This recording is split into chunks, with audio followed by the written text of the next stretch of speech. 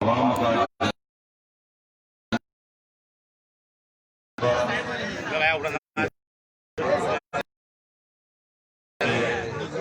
मजलिस के उम्मीदवार मोहतरम साहब को वोट देकर कामयाब किया। आपका बहुत बहुत शुक्रिया और आपकी दुआओं की वजह से आपको कामयाबी अल्लाह सुब्हानहू व तआला ने तो कामयाबी से इनार किया। मैं आपसे फिर से गुजारिश करने आया हूँ। 10 महीने पहले तो मैं नहीं आ सका, मगर अब बिहार के विधानसभा के चुनाव में मैं आपके दरमियान में खड़े होकर आपसे गुजारिश कर रहा हूँ जो बिहार के विधानसभा और किशनगंज के वोटिंग का दिन है, उस दिन आप तमाम से मेरी अदब गुजारिश है कि अपना एक वोट बटन साफ पर बटन दबाकर आप अपनी जमात को और अपने इत्तेहाद को कामयाब करिए। और आपने भी सुना जनाब कमरुल्लाह साहब को एक मुख्तसर सा वक्त मिला किशनगंज की आवाम की खिदमत करने का, तो 10 महीने के अंदर उन्होंने 5 करोड़ के काम पूरे अपने क्षेत्र में विधानसभा में करवाए, जिसमें करीब 2.5 करोड़ देही इलाकों में 2.5 करोड़ शहरी इलाकों में काम हो चुके हैं। अभी कमरुल्लाह साहब बता रहे थे कि अभी जो काम चल रहे हैं PWD डिपार्टमेंट से और MLA फंड से, वो करीब 7 करोड़ के करीब अभी ये काम जेरे दौरान है और इंशाअल्लाह ताला जल्द से जल्द इन कामों को मुकम्मल किया जाएगा। आपने मोहतरम जनाब कमरुल्लाह साहब से यही सुना कि कैसे मुख्तलिफ पंचायतों में ये काम करवाए गए, और चाहे वो कटरा पंचायत हो, फर्राबादी पंचायत हो, तिप्पीगाड़ी हो, पहाड़ कलका हो, झांगीगुना हो, बारागाड़ी हो, मोटा थाना हो, फिर कोटा पंचायत में गोरखा, उदगारा, नौपाटला, बुदरा, जवानसी, उत्तरकाश, ये तमाम और फिर ट्रांसफार्मर उन्होंने अपने 10 महीने में 63 KV 100 और इस तरह के 18 ट्रांसफार्मर मुख्तलिफ पंचायत में नस्ब किए गए, और जो ट्रांसफार्मर लगे हुए थे बार जमीन चली जाती थी, उसमें अच्छा किया और नए ट्रांसफार्मर भी लगाए। असेंबली में जब विधानसभा में गए तो वहां पर किशनगंज के तरक्की के लिए यहाँ पर अस्पताल में डॉक्टर नहीं है, उन डॉक्टर का मुहैया करने का मुताला भी किया। हिंदुस्तान की दीवार, एक ITI और डिग्री कॉलेज और 2 नदी के पास जो ब्रिज है उसकी तामीर का इन्होंने गवर्नमेंट से मुतालबा किया, जो काम नहीं आप मुतमईन होइए। आप इस अमल काम जनाब कमरुल्लाह साहब मुंतखब होने के बाद जरूर ये जो काम अभी रुके हुए हैं उन तमाम कामों को इंशाअल्लाह कमरुल्लाह साहब करवाएंगे। मेरी आपसे मेरी गुजारिश है कि जो 10 महीने पहले आपने अपने इतिहास का और अपने जो जज्बे का सबूत दिया उसको बरकरार रखिए, और 7 नवंबर के दिन यही जज्बा और यही आपका जोश और इतिहास इंशाअल्लाह ताला दोबारा कमरुल्लाह साहब को आपका यहाँ से MLA मुंतखब करके वो पटना की विधानसभा में जाएंगे। और जैसा कि आपने देखा कि बेबाक तरीके से किशनगंज की जनता के लिए वो लड़ते आए हैं, और साथ ही साथ उन्होंने ये भी कहा कि मकई की जो MSP था जो कीमत मिल जाता, गरीब किसानों को लूट किया। 2000 कभी 800-1100 रुपए में किसानों का इस्तेसाल करके ये कैसे इसको करने के लिए आपको एक विधायक की एक सख्त और एक मजबूत विधायक की जरूरत है। और आप ये भी जानते हैं कि किशनगंज असेंबली हल्के में यहाँ पर चाय की फरोख्त हो, चाय और अनानास की इतनी बड़ी मकदार में यहाँ पर पैदावार होती है। और सही कहा हमारे कोरोना साहब ने अगर यहाँ पर एक फूड प्रोसेसिंग यूनिट बनाया, चाय की और आपके अनानास की और मकाई की फसल में किसानों को इसमें बहुत बड़ा फायदा होगा। हम आपसे वादा कर रहे हैं कि इंशाअल्लाह ताला किशनगंज में फूड प्रोसेसिंग यूनिट का कायम में लाया जाएगा और ये पूरी कोशिश।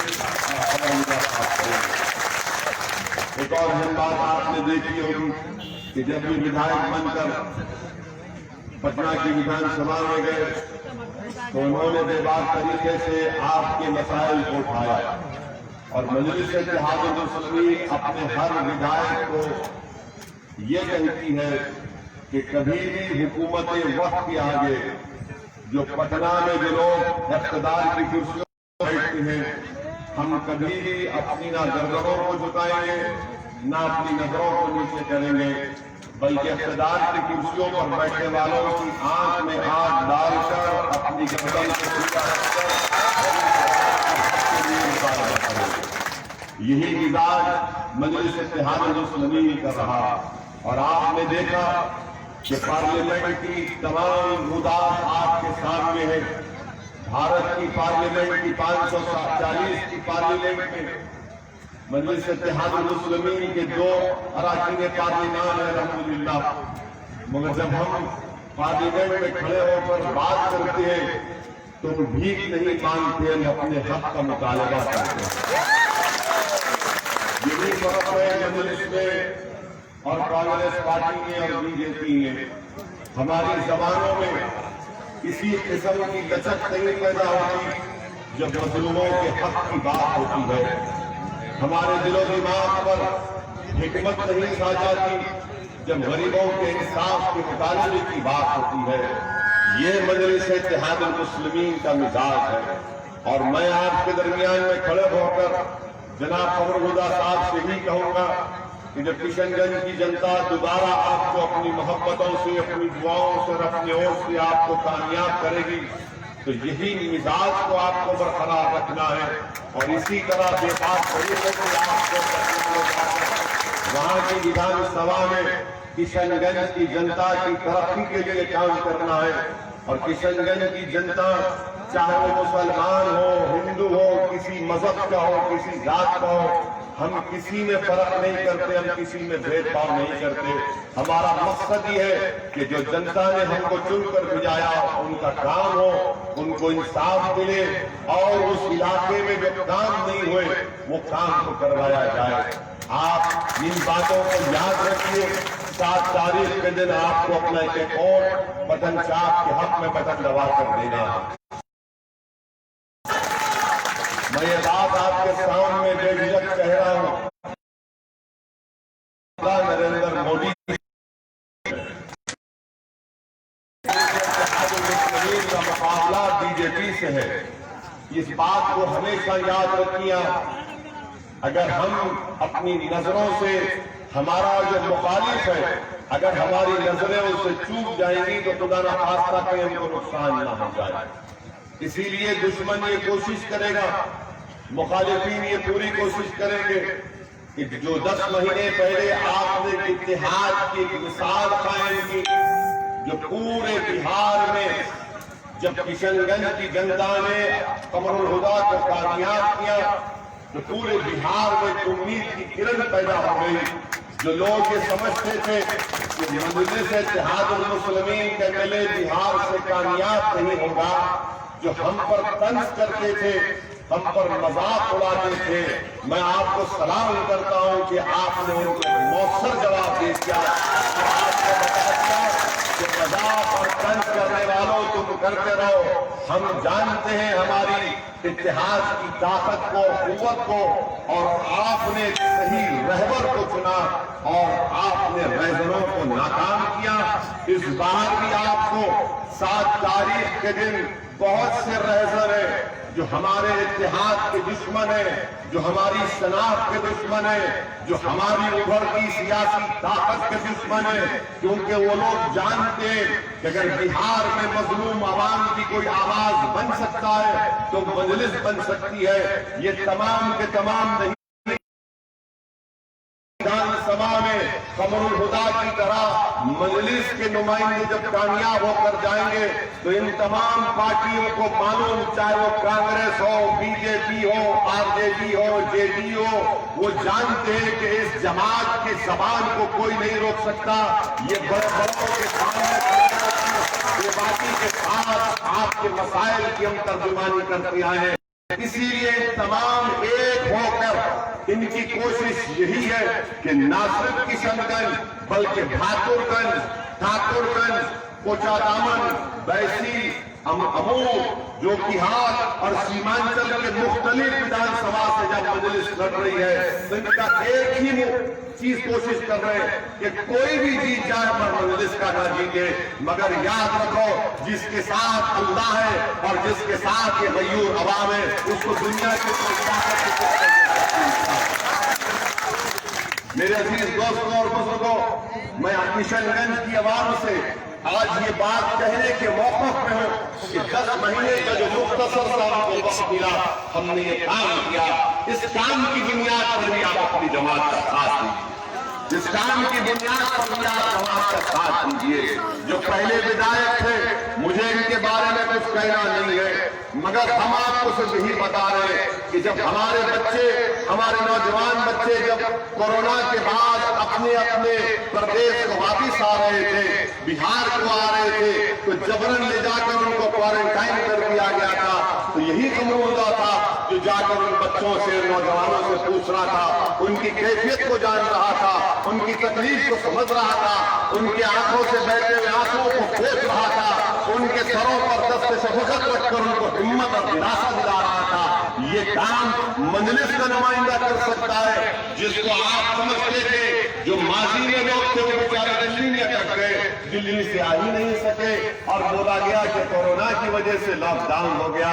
मगर मजलिस के लिए लॉकडाउन कोई हमारे लिए माने नहीं रखता, लॉकडाउन हो या ना हो, जब तक हम जिंदा रहेंगे गरीब जनता के दरमियान में रहेंगे, उनकी बात करते रहेंगे, उनके हक के लिए लड़ते रहेंगे। अब आज आप देखते हैं कि हमारे देश के प्रधानमंत्री आज एक चुनावी रैली में आए दरभंगा में और आकर वहां पर अपनी भाषण में, इलेक्शन है बिहार का, मुख्यमंत्री बैठे नीतीश कुमार साथ में उनके, जो इंशाअल्लाह ताला उनकी जिंदगी का आखिरी इलेक्शन होगा नीतीश का। इसके बाद तो प्रधानमंत्री को यह बोलना चाहिए था कि भाइयों बहनों हमने ये किया, हमने लॉकडाउन किया जिसमें बिहार के 32 लाख मजदूर परेशान हो गए। वो नहीं बोल सकते। उनको बोलना चाहिए था कि भाइयों बहनों हमने बिहार में इतना करप्शन कर दिया कि शौचालय बनाने के लिए 2000 की रिश्वत और प्रधानमंत्री आवास में घर हासिल करने के लिए 20,000 की रिश्वत देना पड़ता।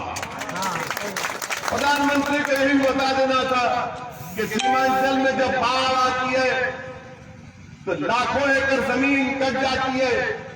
प्रधानमंत्री ये नहीं बताए, प्रधानमंत्री क्या बताए, भाइयों बहनों हमने राम मंदिर बना दिया। दिखाने के लिए कुछ नहीं है, कुछ नहीं है। तो बिहार की जनता में ये पैगाम दे रहे हैं कि हमने राम मंदिर बना दिया। प्रधानमंत्री अगर हम बोलना, बताओ ना बिहार में तुमने क्या किया, बताओ। सीमांचल की जनता के इंसाफ के लिए तुमने क्या किया, बताओ। कुछ नहीं बोलेंगे, बोलेंगे कि बस ऐसा हमने वो किया। अच्छा, फिर पिछली मर्तबा जब आए थे कहा था कि मैं बिहार के नौजवानों के सामने सर झुकाता हूं कि बिहार के बहादुर जवानों ने चीन से मुकाबला करते हुए गलवान की वैली में अपनी जानों को कुर्बान कर दिया। प्रधानमंत्री वो उन्हीं जवानों की माएं जिनकी कोख उजड़ चुकी है, यकीनन हम सलाम करते हैं हमारे बहादुर जवानों की कुर्बानी को, मगर प्रधानमंत्री वही माएं अब आपसे पूछ रही है कि मेरे लाल ने, मेरे बेटे ने इस देश की जमीन के लिए अपनी जान को कुर्बान कर दिया। क्या ये बात सच है कि जिस मुकाम पर गलवान वैली PPP 15 जिसको कहते हैं, जहां पर बिहार के गयूर जवानों ने अपनी जान को कुर्बान किया, आज उसी जगह पर चीन का आउटपोस्ट है, चीन के कब्जे में। प्रधानमंत्री को यह भी तो बोलना चाहिए ना, नहीं मगर प्रधानमंत्री बोलेंगे कि हमने जो वादा किया था कर दिखाया, राम मंदिर हमने बना दी। प्रधानमंत्री, आपके गलत लॉकडाउन के फैसले से बिहार के 32 लाख मजदूर आज रोजगार से महरूम हो चुके हैं। आज गरीबी उनका मुकद्दर बन चुका है, कर्जों में डूब रहे, उनके माँ बाप बीमार हैं तो इलाज कराने के लिए पैसा नहीं है। ये हमारे देश के ऐसे प्रधानमंत्री हैं जिन्होंने लॉकडाउन 4 घंटे में कर दिया, ये भी नहीं सोचा कि बिहार से 32 लाख जो बच्चे भारत के मुख्तलिफ कोनों में गए, दिल्ली, पंजाब, हरियाणा, महाराष्ट्र, हैदराबाद, वो कैसे वापिस आएंगे। बस प्रधानमंत्री ने कहा कि मैं दिल्ली का बादशाह हूं और फरमान जारी कर दिया कि 4 घंटे में लॉकडाउन, और बिहार की और देश की जनता को बेवकूफ बनाने के लिए कह दिया कि कोरोना 21 दिन में भाग जाएगा, आपको सिर्फ दिया जलाना है, ताली बजाना है, लाइट बंद करना है।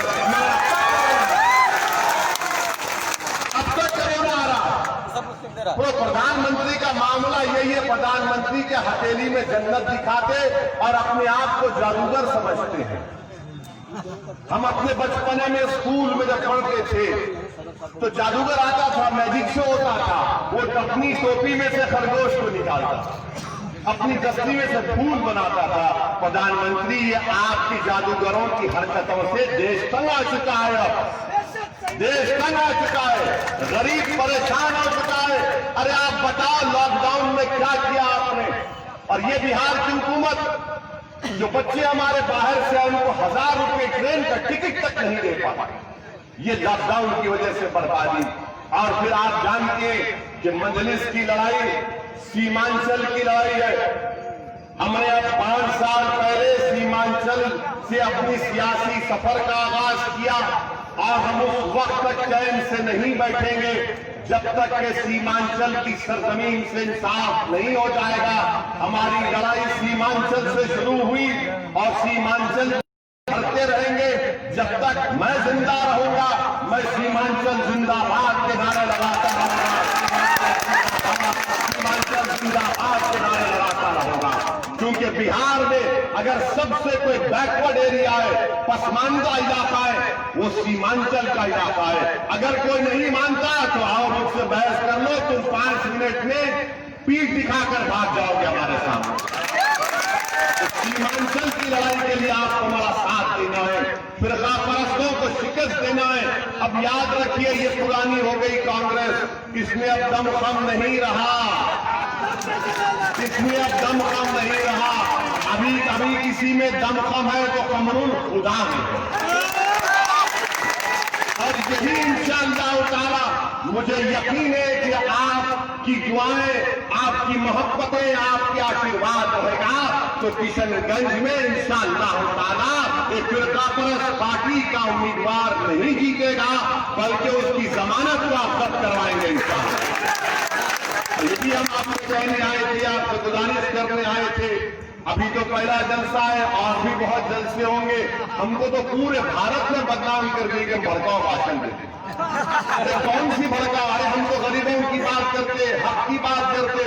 उनके जो सत्ता में बैठे लोग हैं उनके ताल्लुक से सच्चाई को बयान करते तो उनको तकलीफ होती है। हाँ, तकलीफ होगी, क्योंकि हमारा काम सच्चाई को बयान करना है, हुकूक को मनवाना है और हम करते रहेंगे।